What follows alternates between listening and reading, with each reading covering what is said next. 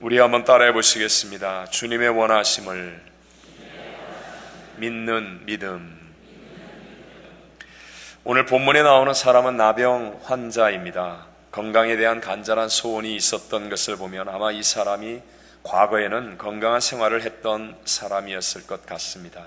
열심히 일하며 부인과 자녀들과 함께 도란도란 행복한 가정을 꾸미고 이웃과도 좋은 관계를 맺으며 평범하게 살았던 사람이었는지도 모릅니다. 그러던 그에게 어느 날 몸에 작은 반점들이 생겨나기 시작합니다. 그러더니 고름이 흐르고 눈썹이 빠집니다. 점점 목소리가 거칠어지고 성대가 아프면서 호흡도 가빠지기 시작합니다. 자기의 손이 마음대로 움직이지 않으면서 조금씩 오그라들더니만 어느 날인가부터 손이 썩고 발이 썩기 시작합니다. 급기야는 자신이 나병 환자라는 판명을 받게 되고 가족과 강제로 헤어지게 되었습니다. 의욕적으로 해왔던 일들도 다 포기해야 했고 이웃과도 만날 수 없는 불행한 삶의 주인공이 되고 말았습니다. 그의 몸은 시간이 지나면 지날수록 점점 더 썩어 들어가면서 손가락이 떨어져 나가고 발가락이 떨어져 나갑니다. 균이 뇌로 들어가면 그의 정신적인 능력은 감퇴하고 어느 날인가 혼수 상태에 빠져 아무도 없는 버려진 곳에서 비참하게 죽게 될 것입니다. 그 시간은 아직은 아무도 모르지만 그러나 그는 분명히 비참한 저주의 운명 아래 놓여 있는 사람인 것만은 확실합니다. 그런데 그가 지금 예수님 앞에 나와 꿇어 엎드렸습니다. 그리고 예수님께 간구하며 매달립니다. 만약에 주님이 원하시지 않아서 치료를 받지 못한다면 건강한 사람들 앞에 나온 이 문둥 나병 환자는 돌에 맞아 죽을 수도 있는 상황입니다. 그렇지만 우리 주님은 아무도 돌아볼 수 없는 그를 불쌍히 여기며 손을 내밀어 그에게 대시고 그를 치료하여 주셨습니다. 오늘 본문 42절에 말씀하십니다. 곧 나병이 그 사람에게서 떠나가고 깨끗하여 진지라. 할렐루야. 성경은 이 나병 환자가 과거에 어떤 사람이었는지 가르쳐주고 있지는 않지만 중요한 것은 지금 그 사람이 나병이라고 하는 저주 아래에 있었다는 것입니다. 그의 과거가 높은 지위에 있었는지 아니면 무명의 사람이었는지 착한 사람인지 나쁜 사람인지 돈이 많은 사람인지 없는 사람인지 배운 사람인지 아닌지 그런 것이 중요하지 않습니다. 지금 그에게 있는 이 문제는 세상의 권력이나 돈으로 아니면 그 어떤 힘으로도 해결할 수 없는 문제라는 것입니다. 여러분, 때때로 우리에게도 나의 과거와는 상관없이 갑자기 고통에 빠질 때가 있지 않습니까? 세상의 모든 노력을 다 동원한다 해도 해결할 수 없을 것 같은 그런 문제에 빠질 때가 누구에게나 있습니다. 사람들로부터는 점점 더 외면을 당하고 상황은 나아지기는커녕 점점 더 악화되고 고통은 나를 더 깊게 삼켜가고 있습니다. 그러나 기억하십시오.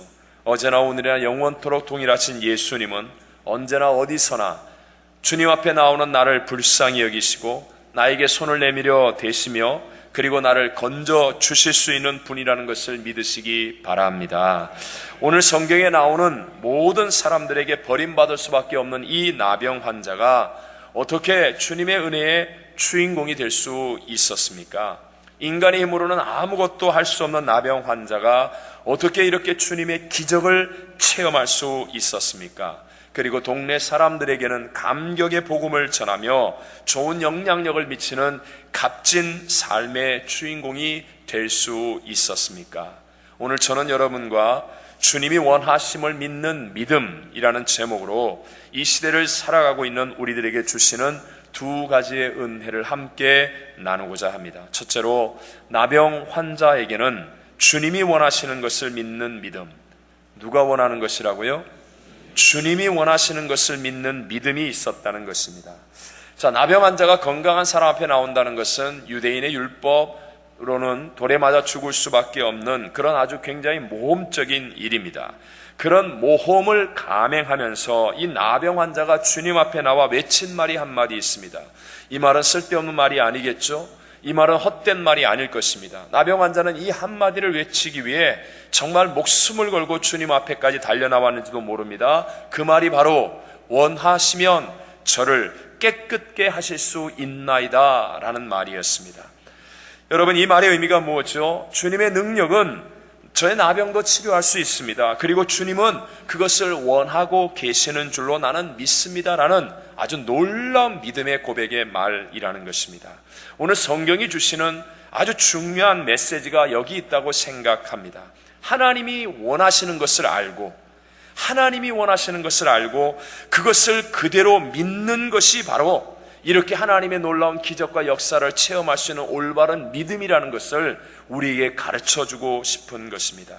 여러분, 하나님이신 예수님께서 우주와 만물을 창조하시고 다스리시는 만왕의 왕 만주의 주 만물의 충만이신 예수님께서 그 천군 천사의 찬양을 버리고 이 낮고 험한 이 세상에 오셔서 육신을 입고 십자가에 죽기까지 하시며 다 이루었다 하셨습니다. 그 하나님이신 예수님이 십자가에 죽으시며 다 이루었다 하실 때에는 분명히 원하시는 것이 있지 않으셨겠습니까? 그 주님은 우리의 죄를 용서하시고 우리를 구원하시기 위해서 십자가에서 그 몸을 찢고 피를 흘려 죽어주신 분인 줄로 믿습니다. 예수님 우리의 연약함을 담당해 주시고 우리의 질병을 치료해 주시기 위해서 십자가의 고난의 그 길에서 채찍에 맞아 피를 흘려 주신 분이셨습니다. 예수님 십자가에서 우리를 대신하여 저주를 받아 주심으로 예수를 믿는 우리들이 하나님의 복을 받는 사람이 되기를 원하신다는 것입니다.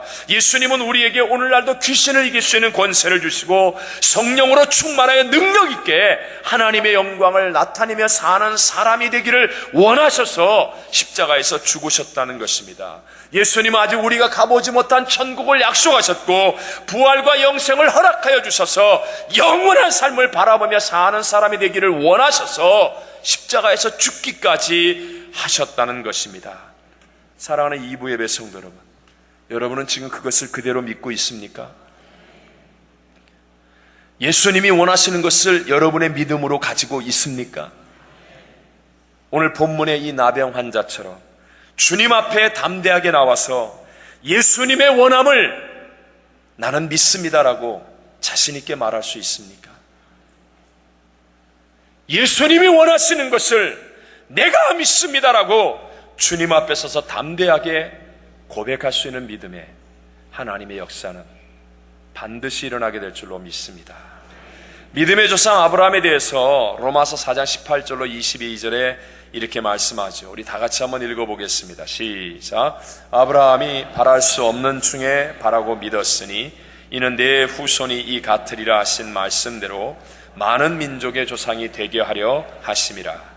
그가 100세나 되어서 자기 몸이 죽은 것 같고 사라의 태가 죽은 것 같음을 알고도 믿음이 약하여지지 아니하고 믿음이 없어 하나님의 약속을 의심하지 않고 믿음으로 견고하여져서 하나님께 영광을 돌리며 약속하신 그것을 또한 능히 이루실 줄을 확신하였으니 그러므로 그것이 그에게 의로 여겨졌느니라. 아멘. 오늘 성경이 말하는 내용이 무엇입니까?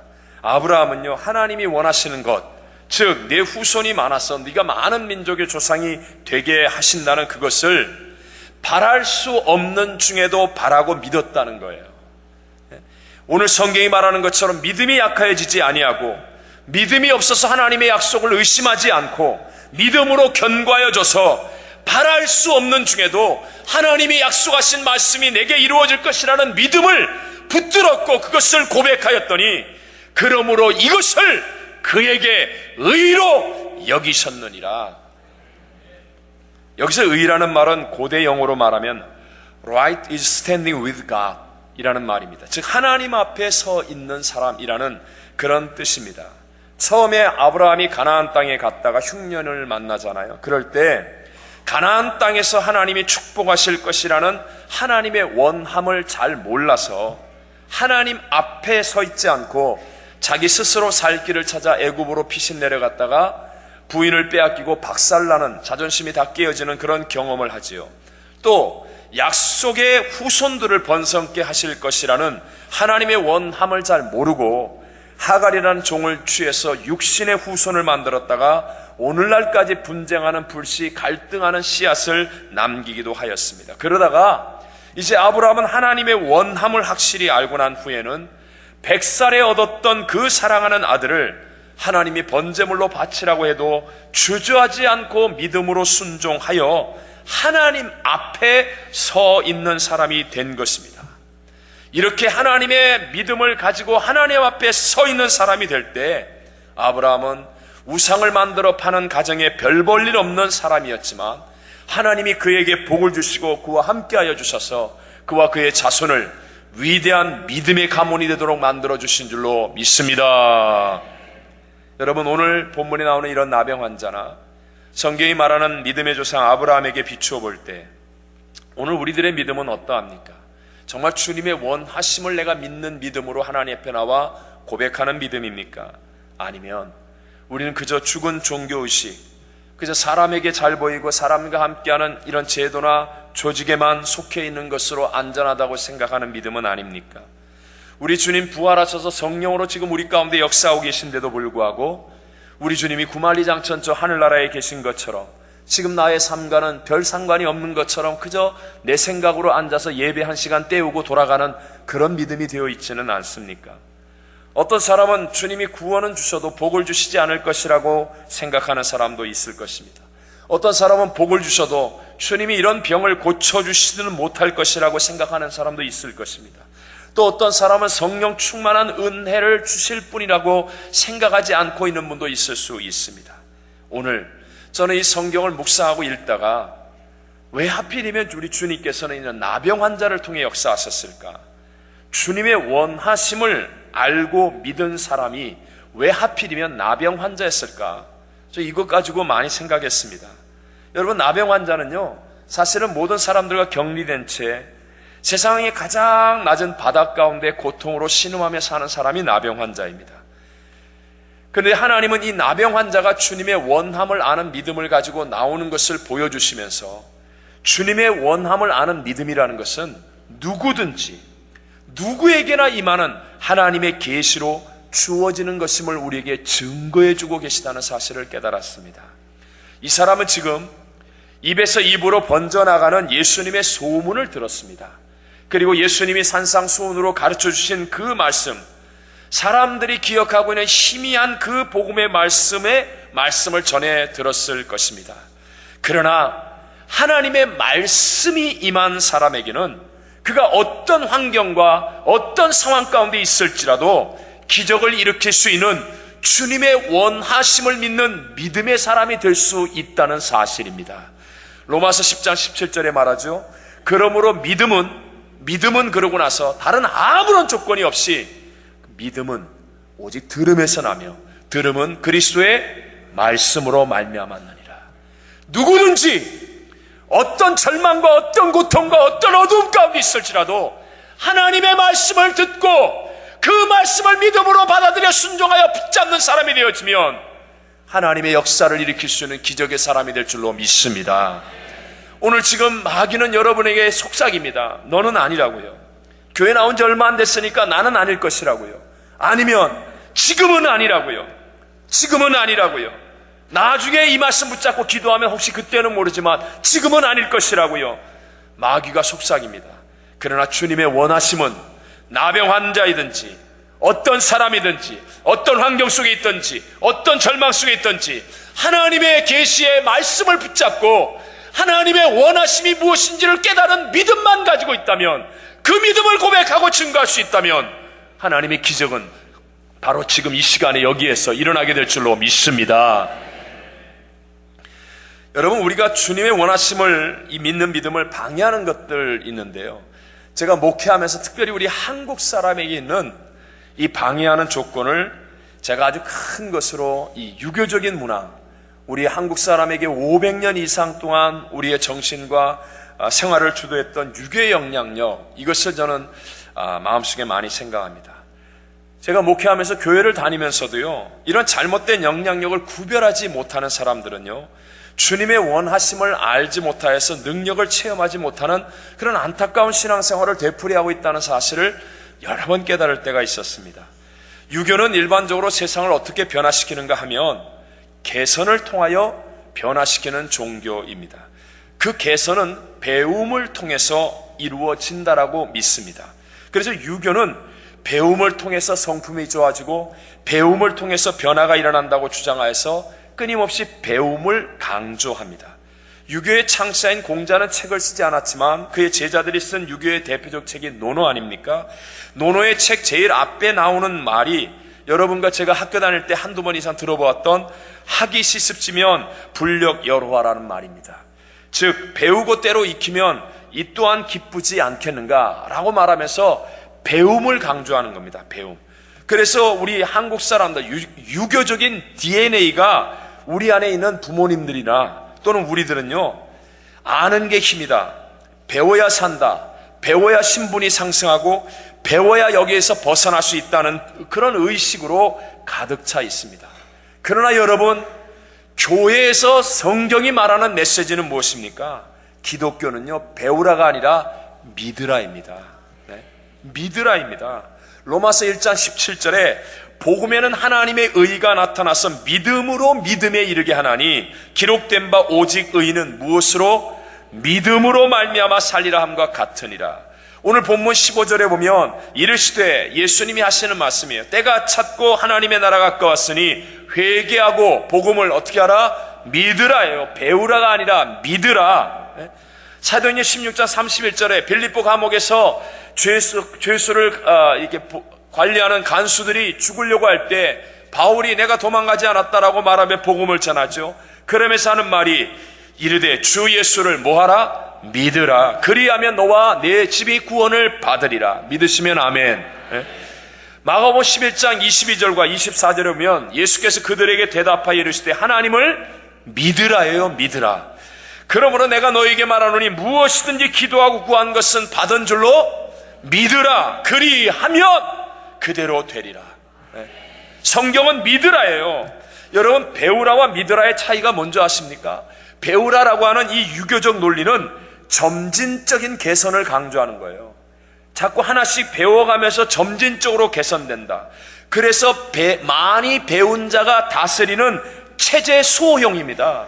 체제를 지켜내는 제왕적인 종교가 바로 유교입니다. 많이 배운 자, 이성과 경험이 많은 자가 윗자리에 앉는 거예요. 그래서 유교적 기독교가 되면 어떻게 됩니까? 믿음을 점진적인 개선으로 착각해 버리는 거예요. 그래서 교회 오래 다니고 많이 성경 공부하고 직분을 얻거나 남보다 많은 경험과 이성을 가진 사람이 믿음을 대신해 버리는 거예요. 그러니까 인간의 역사는 있는데 하나님의 역사는 일어나지 않는 기독교가 되어버리고 마는 것입니다. 거기에 비해서 믿으라는 기독교는 뭐예요? 사실은 혁명적입니다. 레디칼이에요. 레디칼. 혁명적이라는 거예요. 믿음은 우리가 이제까지 가지고 있었던 인간의 이성과 경험을 초월하는 겁니다. 내 이성과 경험 안에서 만들어지는 게 믿음이 아니라 이것을 뛰어넘어 바다가 갈라지는 기적이 일어나는 것이고 죽은 자가 살아나는 기적을 체험하는 것이고 안 되는 것이 되어지는 하나님의 역사가 나타나게 만드는 것이 믿음인 줄로 믿습니다. 오늘 이 나병 자에게 주님의 기적이 일어났듯이 누구든지 하나님의 약속의 말씀을 듣고 주님의 원하심이 무엇인지를 믿는 믿음을 가지고 나오면 하나님의 기적은 오늘도 우리의 삶에 일어나 우리를 변화시키게 될 줄로 믿습니다. 초대교회를 보십시오. 그렇게 무서운 핍박을 받았습니다. 왕이, 나라와 권세와 군대가, 제도가 교회를 그렇게 핍박했습니다. 그런데도 그렇게 어려운 상황 속에 있었는데도 불구하고 초대교회는 가장 놀라운 하나님의 역사와 기적들 부흥이 일어나지 않았습니까? 그 까닭은 교회의 경험이 뛰어나고 이성이 발달하고 그래서가 아닙니다. 오직 말씀을 붙잡고 말씀을 믿는 믿음이 있었기 때문에. 그래서 초대교회에 대해서 말할 때 사도행전 6장 2절과 4절에 이렇게 말씀하죠. 12사도가 모든 제자를 불러 이르되 우리가 하나님의 말씀을 제쳐놓고 접대를 일삼는 것이 마땅하지 아니하니. 그러면서 4절에 뭐라고 결론을 내려요? 우리는 오로지 기도하는 일과 말씀 사역에 힘쓰리라 하니. 하나님의 말씀을 붙잡는 믿음, 그 말씀을 붙잡고 나가는 믿음이니까 하나님의 놀라운 역사가 나타나고 능력이 나타나고 부흥이 나타나게 된 줄로 믿습니다. 그런데 여러분, 시간이 지나면서 신앙과 삶이 안정이 되면서요, 점진적인 개선을 이룬 직분자가 나오고 경험과 이성이 많이 생기면서 믿음을 대신하려고 합니다. 그러니까 점점 교회는 커지는데, 제도는 든든해지는데, 제왕적인 어떤 체제 수호적인 역사는 있는데 하나님의 역사는 일어나지 않게 되는 거예요. 제가 뭘 이성을 말하려고 하는 게 아닙니다. 성령이 역사하면 우리의 이성이 개발되게 돼 있어요. 그러나 여러분 명심하십시오. 먼저 말씀을 순종하는 믿음이 있어야, 이 믿음이 먼저 있어야 그 다음에 배움이 가치가 있는 것임을 깨닫게 되시기를 바랍니다. 그런 면에서 배움 지상주의는 교회에서 함정입니다. 계시의 하나님의 말씀을 인간의 이성으로 판단하고 이해하려고 하면 주님의 원하심을 알 길이 없습니다. 우리 인간의 이성을 뛰어넘는 하나님의 말씀을 내가 판단하고 내가 이해되어지면 받아들이는 이런 배움은 하나님의 역사를 이룰 수가 없습니다. 그래서 믿음이 없는 사람이 신학 공부나 해볼까 이런 소리예요. 이런 사람들이 주로 배우고 난 다음에 안티가 되는 거예요. 안티가. 믿음이 없는 상태에서 지식이 들어가니까, 그러니까 이해가 안 되는 거예요. 그러니까 자꾸 그냥 말도 안 된다고 들이받고 이렇게 엉뚱한 사람이 되어지는 거예요. 여러분, 먼저 예배에 성공하여서 겸손하고 깨어진 심령으로 하나님의 말씀을 받아들여 순종하시고, 기도가 터져서 성령의 생수가 흘러나는 올바른 믿음이 되시기를 바랍니다. 네. 우리 교회도 성경 공부 다 하죠. 제자 훈련 다 하죠. 그러나 여러분, 예배보다 앞서면 끝장나는 거예요. 예배보다 앞서면 끝장나는 거예요. 네. 그래서 하나님으로부터 믿어지는 믿음이 먼저 내게 임하고, 하나님의 믿음을 가지고 내가 더 배워야 되겠다, 이렇게 할 때 놀라운 하나님의 일들을 이루어가게 되는 것입니다. 마태복음 28장 19절로 20절 우리가 잘 아는 말씀이죠. 다 같이 한번 읽어보겠습니다. 시작. 그러므로 너희는 가서 모든 족속 제자로 삼아 아버지와 아들과 성령의 이름으로 세례를 베풀고 내가 너희에게 분부한 모든 것을 가르쳐 지키게 하라. 볼지어다 내가 세상 끝날까지 너희와 항상 함께 있으리라 하시니라. 여기서 순서를 잘 보십시오. 순서를 보면요, 먼저 제자로 삼아. 제자가 뭐예요? 순종할 수 있는 사람을 말하는 겁니다. 하나님의 말씀을 순종할 수 있는 제자를 만들고, 그 다음에 세례를 풀고, 세례라는 게 뭐예요? 믿음으로 주님과 하나로 연합하는 것을 말합니다. 먼저 말씀을 순종할 수 있는 제자가 되고, 믿음으로 주님과 연합할 수 있는 세례를 베풀고, 그 다음에 가르쳐 지키게 하라라고 성경은 말씀하는 겁니다. 우리가 잘 아는 사도행전 1장 8절도 다 같이 시작. 오직 성령이 너에게 임하시면 너희가 권능을 받고 예루살렘과 온 유대와 사마리아와 땅 끝까지 이르러 내 증인이 되리라 하시니라. 여기서도 중요한 게 뭐예요? 먼저 성령이 임해야 돼요. 하나님의 영, 예수의 영이 임하여 권능을 체험하고 난 그 다음에 증인, 가르쳐 지키게 하는 증인이 되라, 이렇게 성경은 말씀하고 있는 것입니다. 먼저 여러분의 삶에 믿음이 임하고, 그 다음에 배우는 기독교적 올바른 가치관을 가지고 주님의 원하심이 믿어지는 믿음을 통하여 하나님의 능력을 날마다 체험하는 신앙생활을 하게 되시기를 주의 이름으로 축원합니다. 두 번째로, 신앙생활은 다른 사람을 포용하는 것으로 자라나야 한다는 것입니다. 다른 사람을 어떻게 하라고요? 포용하는 것. 이것으로 자라나는 것이 신앙생활입니다. 여러분, 오늘 성경에서 주님이 보여주시는 본이 또 하나 있죠. 그것은 모든 사람들이 배척하는 나병 환자를 포용해 주는 것입니다. 구약의 율법과 이스라엘의 규례를 따라 나병 환자가 건강한 사람에게 나오면 돌로 쳐서 내어쫓든지 죽이도록 하게 되어 있습니다. 그런데도 불구하고 예수님은 분명하게 나병 환자를 포용하여 주죠. 오늘 본문 41절에 보면 예수님이 불쌍히 여기사 이렇게 말씀하는데, 옛날의 개혁성경에는 민망히 여겼다라는 말로 나오죠. 헬라어로 스플랑크 니조마이라고 얘기하는데, 이것은 아주 강한 감정을 표현하는 말입니다. 너무 마음이 아파서 가슴이 찢어질 만큼 간절하고 애절한 사랑을 가진 것. 예수님께서 그 나병 환자를 맞이하실 때 사람들 속에 갑자기 한 사람이 튀어나와 당황해서 그냥 맞이한 게 아니라, 예수님은 간절한 사랑의 마음을 가지고 그 나병 환자를 포용해 주셨다라는 말인 것입니다. 또 주님의 은혜를 체험하고 난 이 나병 환자에게 나타나는 특징이 무엇입니까? 놀라운 하나님의 기적과 은총을 체험하고 난 다음에 나병 환자는 자기를 제쳐버리고 내치고 외면했던 그 동네 사람들을 포용하는 거예요. 그 사람들을 포용하여서 그들에게 복음이 널리 전파되도록 해 주었다는 거죠. 함께 45절 본문 말씀 읽어보겠습니다. 시작.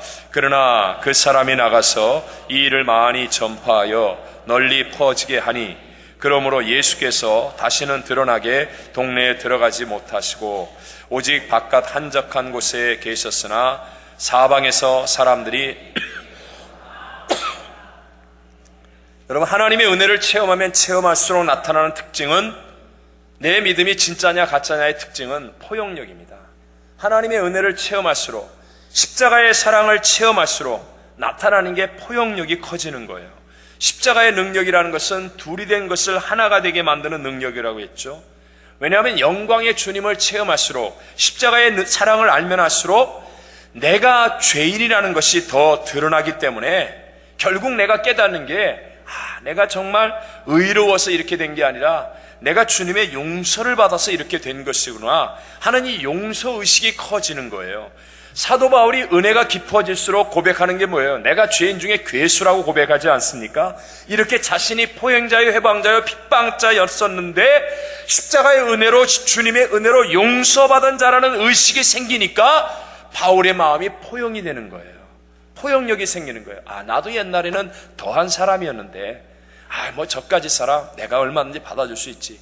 나는 옛날에 교회를 박살을 냈던 사람인데 저 정도 얘기하는 사람 내가 받아줄 수 있지. 이렇게 포용력이 커지는 것입니다. 반대로 자기의 의의를 내세우는 사람, 자기 힘으로 의롭다고 생각하는 사람일수록 폭이 좁아집니다. 그래서 자기 의롭다고 생각하는 방법을 딱 정해놓고 여기에 맞지 않으면 다 이상한 놈, 나쁜 놈, 틀린 놈 이렇게 하는 거예요. 자기 편의 사람 딱 정해놓고 끼리끼리만 어울려서 선을 넘지도 못하고 틀을 벗어나지도 못합니다.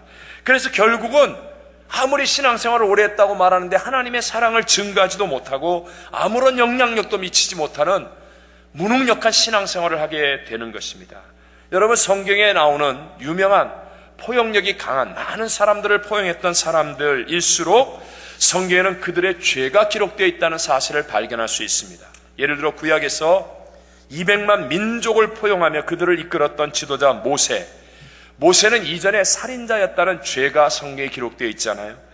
이스라엘의 남북을 통일하고 만성천자와 왔던 최고의 리더십을 보이는 다윗도 밧세바와 간음하고 충직한 장수 우리아를 죽이는 살인자였다는 사실을 성경이 기록하고 있지 않습니까? 신약의 사도 바울도 교회를 회파하고 많은 믿는 자들을 옥에 가두고 스데반 집사를 순교하게 했던 무서운 사람, 죄를 지었던 사람이라는 것을 성경은 기록하고 있지 않습니까? 이렇게 자신의 죄인됨을 십자가의 은혜로 용서받은 낮은 마음이 있었기 때문에 하나님이 그를 높여주셔도 다른 많은 사람들을 포용하는 능력 있는 삶을 살게 된 줄로 믿습니다. 야고보서 4장 9절과 10절에 이렇게 말하죠. 다 같이 한번 읽어보겠습니다. 시작. 슬퍼하며 애통하며 울지어다. 너희 웃음을 애통으로 너희 즐거움을 근심으로 바꿀지어다. 주 앞에서 낮추라. 그리하면 주께서 너희를 높이시리라. 아멘. 물이 낮은 곳으로 모여서 다 하나가 되어지듯이 마음을 낮춰야 됩니다. 내가 나의 나됨이 십자가의 은혜로 된 것이다. 나 같은 죄인, 내가 비록 들키지 않아도 숨겨진 죄가 얼마나 많았는데, 내게 이러한 허물이 이렇게 많았는데, 이걸 하나님이 다 십자가의 그 피로 은혜를 덮어주셔서 용서해 주셔서 내가 하나님 앞에서 이렇게 쓰임받는 사람이 되었구나.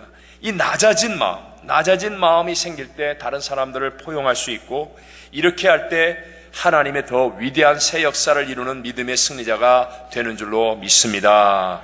여러분 기억하십시오. 하나님이 우리에게 원하시는 것은요, 흠이 없는 것을 자랑하는 것이 아니라 더 많은 사람을 포용하는 것이 있음을, 것에 있다는 사실을 여러분이 기억해야 됩니다. 여러분 보십시오. 예수님이 이 땅에 오셔서 나는 흠도 없고 점도 없는 깨끗한 사람이야, 이런 거 자랑하신 적이 있어요? 예수님 오히려 흠도 없고 점도 없는 그분이 죄인들과 함께하고 세리들과 창기들과 함께 먹고 마시고 지냈습니다. 베드로도 자기의 인생이 흠이 없이 깨끗한 것입니다 라고 이렇게 깨끗한 싸움을 벌이려고 했는데 하나님은 그렇지 않았어요. 사도행전 10장에 보면 베드로가 기도하다가 환상을 보죠. 하늘에서 보따리 같은 그릇이 내려오는데 그 안에 부정한 짐승들이 가득한 거예요. 근데 하늘에 소리가 들리기를 잡아먹으라는 거예요. 그때 베드로는 자기를 깨끗한 척하기 위해서 못 잡아먹겠다고 하는데 하나님께서 잡아먹으라는 거예요. 너도 죄인인데 너나 나나 똑같다 임마, 이러면서 잡아먹으라는 거예요. 이게 하나님의 원하심이라는 겁니다. 사도행전 10장 13절로 15절을 다 같이 한번 읽어보겠습니다. 시작. 또 소리가 있으되 베드로야 일어나 잡아 먹으라 하거늘 베드로가 이르되 주여 그럴 수 없나이다. 속되고 깨끗하지 아니한 것을 내가 결코 먹지 아니하였나이다 한데, 또 두 번째 소리가 있으되 하나님께서 깨끗하게 하신 것을 네가 속되다 하지 말라 하더라. 아멘. 하나님의 분명한 뜻은 하나님이 사랑하는 베드로가 자신이 깨끗하게 되는 것이 사명이라고 말씀하지 않고 더 넓게 더 많은 사람을 품는 믿음이 되는 것이 너의 올바른 사명이라는 것을 깨우쳐주고 계신 것입니다. 만약에 교회가 누가 더 흠이 없느냐 윤리 도덕 싸움하는 곳이 되었으면 그 교회는 예수의 생명이 없는 곳입니다. 나성의 어떤 죄인이라 할지라도 아무리 악한 사람이라 할지라도 교회에 들어왔을 때 세상의 빽이나 권력이 아니라 십자가의 능력으로 하나가 될 수 있는 곳이 되어진다면 그 교회는 진짜 십자가의 능력이 넘쳐나는 생명의 교회가 될 줄로 믿습니다. 우리 교회가 어떤 교회요? 여러분이 어떤 성도가 돼야 됩니까? 포용할 수 있는 하나님의 은혜의 깊이가 더 깊어지고 십자가의 사랑의 넓이가 더 넓어져서 더 많은 사람들을 포용할 수 있는 믿음의 성도들이 되시기를 주의 이름으로 축원합니다. 결론으로 말씀을 맺겠습니다. 오늘 본문의 나병 환자는 주님의 기적과 역사를 체험하는 사람이었어요. 그래서 자신이 나병이 걸렸던 그것조차도 오히려 합력하여 다 선을 만드는 위대한 승리자가 된 것입니다. 이런 올바른 믿음은 주님이 원하시는 것을 믿는 믿음이어야 합니다. 그리고 그 주님이 원하시는 것은 배워서 하는 게 아니라 하나님의 계신 말씀을 믿음으로 받아들이고 순종할 때 그때 주어지는 것입니다. 올바른 신앙생활이라는 것은 다른 사람들을 더 많이 포용하는 것으로 자라나는 것입니다. 하나님이 원하시는 우리를 향한 신앙 목표는 우리가 흠없는 신앙을 자랑하는 게 아니라 십자가의 능력을 가지고 내가 얼마나 많은 사람들을 포용하느냐 하는 것에 있다는 사실을 기억해야 합니다. 우리 모두 이런 올바른 믿음으로 살아계신 하나님의 능력과 역사를 체험하면서 승리하는 신앙생활을 하게 되시기를 주님의 이름으로 축원합니다.